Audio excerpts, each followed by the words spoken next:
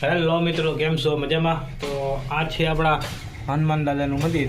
તો આપણે એકદમ પ્લાસ્ટર ને બધું ઉખાડી નાખ્યું, તમામ વસ્તુ હવે એમાં લાદી નાખવાની ને નીચે આપણે લાલ કલરનો માર્બલ નાખવાનો હોય એ પણ હું તમને બતાડું. આપણે કઈ રીતના ફિટિંગ કરીએ ને કઈ રીતના કાપીએ ને એ હું તમને શોર્ટ વિડીયોમાં બતાડીએ.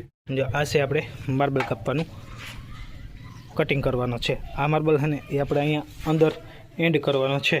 તો હનુમાન દાદાની દયા છે ને આપણું લાદીનું કામ અહીંયા ચાલુ હોય. ફરતી કોરા કાલે તો મેં માર્બલ ફિટ કરી દીધો હતો, જોઈ શકો છો.